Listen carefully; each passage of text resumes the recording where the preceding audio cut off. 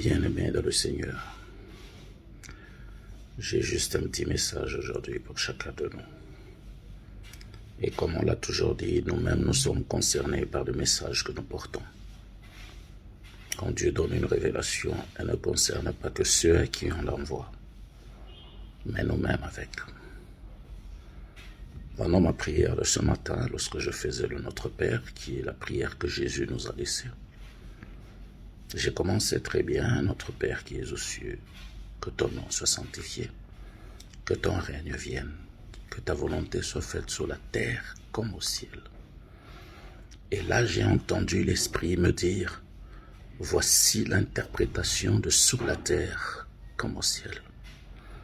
Beaucoup de gens font cette prière comme une récitation, et elle ne porte pas de signes. Mais Dieu me dit de rappeler à chacun de nous que dans la profondeur de la prière que Jésus-Christ nous a donnée, il y a exactement la même profondeur qu'il y a dans les paroles de la Bible que nous lisons. Elle peut être lue pendant 10 ans par 1 milliard de personnes. Elle aura 1 milliard d'interprétations. Parce que c'est le seul livre qui a cette force. Les autres livres que nous lisons, après l'avoir lu, on le connaît, on le comprend et ça passe. Mais jamais la Bible. Le même passage peut être lu toute la vie. Et autant d'années de vie, elle porte autant d'interprétations. Parce que c'est la profondeur de la pensée de Dieu, selon les cas, selon les problèmes que nous avons.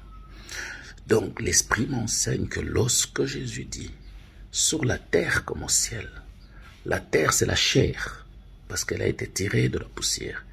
Donc que la volonté de Dieu soit faite dans notre chair. Alléluia. Et quand il dit dans les cieux, il s'agit de l'esprit. Que la volonté de Dieu soit faite non seulement dans la chair que nous avons, mais dans l'esprit qui nous vivifie.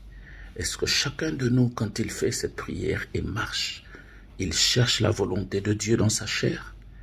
Fait-il la volonté de Dieu dans son esprit? C'est là le grand combat. La chrétienté n'est pas ce qui sort de la bouche.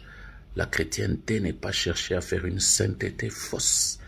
La Bible dit que nul n'est saint. Tous ont péché et sont privés de la gloire de Dieu. Et Dieu nous exige de nous sanctifier chaque jour. J'entends des gens dire qu'ils sont saints. C'est aberrant. Mais je rappelle ici, par la grâce du Saint-Esprit, que nous devons être humbles. Tous nous sommes pécheurs. Et beaucoup sont hypocrites.